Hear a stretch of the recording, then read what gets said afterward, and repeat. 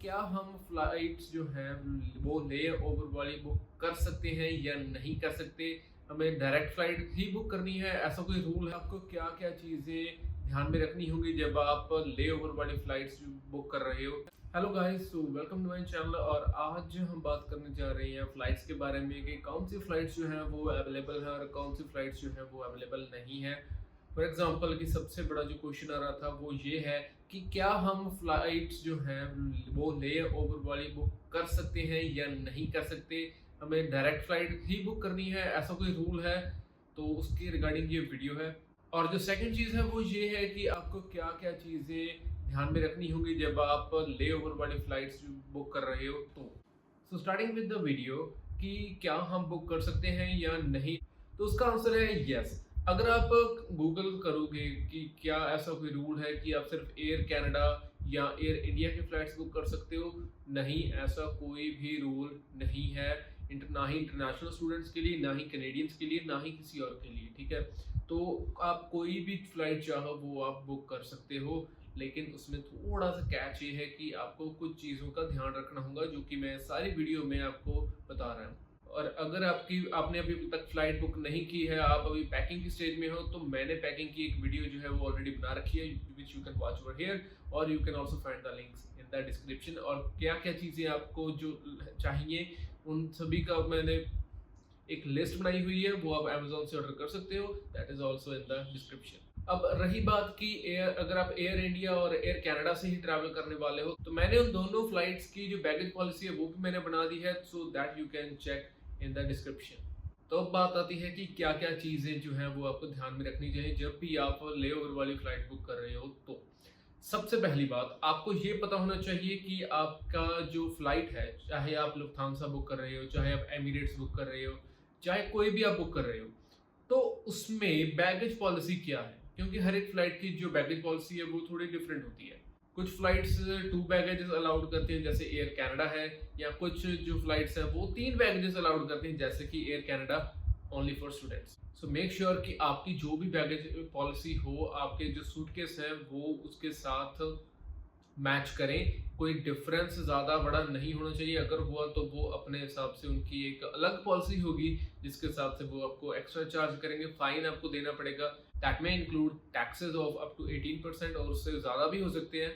और रही बात कि जो आपको फाइन देना होगा that would be in US dollars. Second चीज जो आपको पता होनी चाहिए दैट इज कि क्या आपको ट्रांजिट वीजा की जरूरत पड़ेगी या नहीं पड़ेगी। जैसे अगर आप यूएस में आपका लेओवर है तो आपको उस चीज का पता होना चाहिए कि ट्रांजिट वीजा चाहिए या नहीं चाहिए। अगर आप ईडब्ल्यूआर या फिर नेवाक में आप ट्रांजिट कर रहे हो, so just go to the US immigration website, they say कि आपको ट्रांजिट वीजा चाहिए। सो मेक श्योर कि आपको ट्रांजिट वीजा चाहिए नहीं चाहिए। अगर आप फ्रैंकफर्ट वाली फ्लाइट बुक कर रहे हो तो आपको जर्मनी की वेबसाइट पर जाना होगा। अगर आप एम्स्टर्डम से जा रहे हो तो आपको नीदरलैंड्स की इमिग्रेशन वेबसाइट चेक करनी होगी। अगर आप दुबई से जा रहे हो लेओवर तो आपको दुबई इमिग्रेशन की वेबसाइट पर जाना होगा।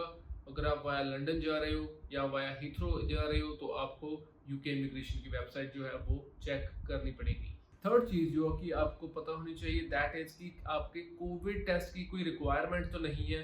अगर है तो वो आपको करवा कर जाना होगा। जैसे कि कनाडा ट्रैवल एजेंसी जो है उन्होंने अपनी वेबसाइट के ऊपर डिस्क्राइब किया हुआ है कि आपका जो कोविड का टेस्ट है वो फ्लाइट से 72 आवर्स पहले वैलिड होना चाहिए। इसका मतलब ये है कि अगर आप डायरेक्ट फ्लाइट बुक कर रहे हो तो फिर आपके डिपार्चर से 72 आवर्स पहले का होना चाहिए। और अगर आप कनेक्टिंग फ्लाइट्स ले रहे हो तो आपके जो लास्ट कनेक्टिंग फ्लाइट है, जैसे जस्ट फॉर एन एग्जांपल कि अगर आप फ्रैंकफर्ट जाते हो और फ्रैंकफर्ट के बाद आप टोरंटो लैंड कर रहे हो, जस्ट एक एग्जांपल, ठीक है? तो जब आप फ्रैंकफर्ट से फ्लाई करोगे टोरंटो के लिए, तब उस टाइम आपका जो टेस्ट है कोविड का वो नेगेटिव होना चाहिए। उससे 72 आवर्स पहले तक वो वैलिड होना चाहिए।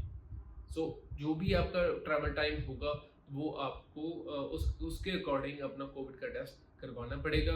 और जब आप टोरंटो में लैंड करोगे सो यू कैन शो कि आपका जो टेस्ट है वो नेगेटिव है, लेकिन आपको करवाना तो वहाँ पर भी पड़ेगा। टोरंटो या वैंकूवर जहाँ भी आप लैंड करोगे सबसे पहले वहाँ पर आपको लैंड करते ही टेस्ट करवाना पड़ेगा कोविड का।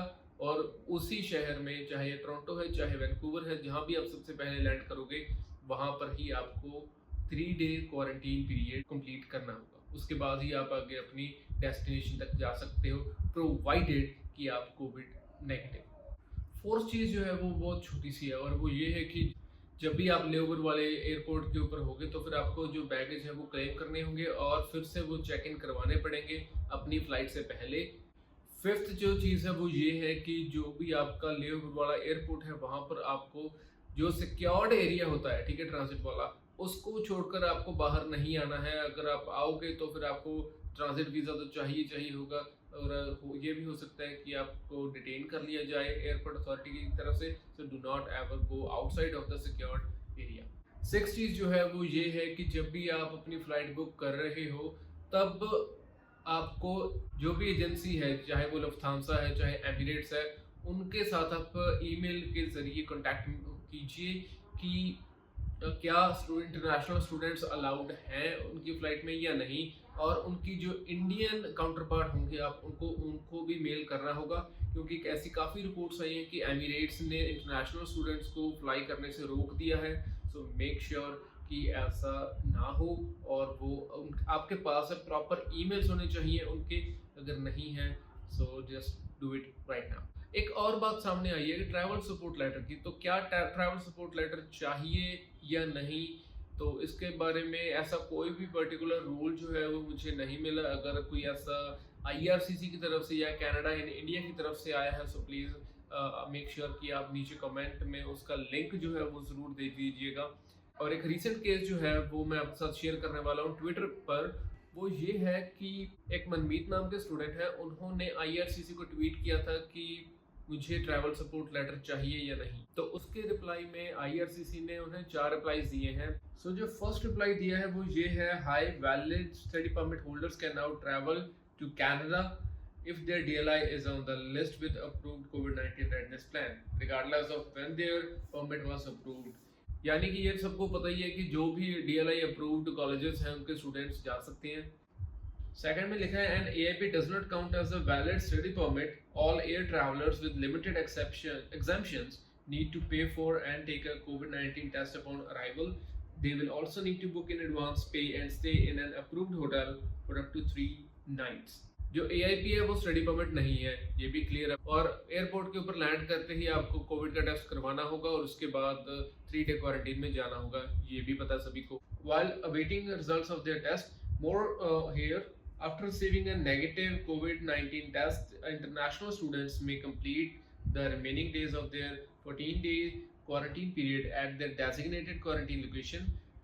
जो कि आपका 11 डेज का क्वारंटीन है, वो पर्सनल भी हो सकता है, वो आपका कॉलेज का भी हो सकता है। Please consult your DLI for more information and guidance on your quarantine plan. तो एक तरह से IRCC ने क्लियर नहीं किया अभी तक कि क्या उन्हें ट्रैवल सपोर्ट लेटर चाहिए या नहीं। अगर अराइव कैन के ऊपर कोई अपडेट आया है so I am not aware of that, okay, I am just making it clear. अगर आपको अराइव कैन के ऊपर कोई भी ऐसा अपडेट आता है कि आपको ट्रैवल सपोर्ट लेटर नहीं चाहिए, so that is good to go. Otherwise please arrange the travel support letter from your college. अगर वो कहते हैं कि नहीं आपको कोई ज़रूरत नहीं है तो वो आप ईमेल के में अपने रखिए और ज़रूरत पड़ने पर आप उसे दिखा दीजिएगा एट द एयरपोर्ट। तो अब बात आती है एयर इंडिया और एयर कनाडा की फ़्लाइट्स की। मैं बाकी की फ़्लाइट्स नहीं दिखा रहा हूँ बिकॉज बहुत सारी फ़्लाइट्स हो जाएंगी, ठीक है, यूनाइटेड हो जाएगी, एमिरेट्स हो जाएगी, लुफ्थांसा हो जाएगी, और भी बहुत सारी फ़्लाइट्स हैं जो कि जा रही हैं। So what I am doing is मैं आपको बस वैसा ही ओवरव्यू दे देता हूँ कि कितनी की कीमत की जो फ्लाइट्स हैं वो अभी के लिए चल रही हैं for the next week from 18 to 24 April. तो जैसा कि आप देख सकते हो कि 18 अप्रैल से लेकर 24 अप्रैल तक सारे के सारे जो रेट्स हैं वो 140,000 यानी 1,40,000 के हैं, और ये एयर इंडिया की वेबसाइट के ऊपर है। जो इकोनॉमिक क्लास है that is going to be flexible, ठीक है, फ्लेक्सिबल में वो लोएस्ट फेयर है एट 1,40,000, ठीक है। और अगर आपने बिजनेस में ट्रैवल करना है तो सिर्फ और सिर्फ आपको 2500 रुपये और देने पड़ेंगे और फिर आप बिजनेस में ट्रैवल कर सकोगे, and business class is really really good. अगर आप इकोनॉमिक क्लास बुक करने जा रहे हो तो मुझे नहीं लगता कि आपको बिजनेस क्लास छोड़नी चाहिए, just go with the business class. अगर 5,000 का भी फर्क है ना, सो गो विद बिजनेस क्लास। तो बिजनेस क्लास जो है वो 1,42,000 से लेकर 1.5 लाख तक आपको मिल जाएगी, जिसमें आपकी चेंजिंग पॉलिसी जो है अगर आपको वो चाहिए तो आपको 8,000 और देने पड़ेंगे, और अगर आप कैंसिल करवा रहे हैं तो 15,000 जो है वो आपको और देने पड़ेंगे। जो एयर इंडिया की वेबसाइट है उसका आपको लिंक डिस्क्रिप्शन में मिल जाएगा। एयर इंडिया जो है वो अब सिर्फ और सिर्फ नॉन स्टॉप फ्लाइट्स ही अभी कर रहा है, लेकिन एयर इंडिया जो है वो ले ओवर वाली फ्लाइट्स कर रहा है वाया EWR या फिर नेवाक। तो वहाँ वो आ जाता है यूएस में, तो यूएस के लिए आपको अलग से ट्रांजिट वीज़ा जो है वो चाहिए होगा। अगर वो नहीं है so I do not have information कि उसका क्या प्रोसेस है या फिर उसे आपको चाहिए भी या नहीं, लेकिन जितना मैंने सर्च किया उस हिसाब से आपको यूएस में अगर आप एंटर कर रहे हो, ट्रांजिट कर रहे हो, तो आपको ट्रांजिट वीज़ा चाहिए।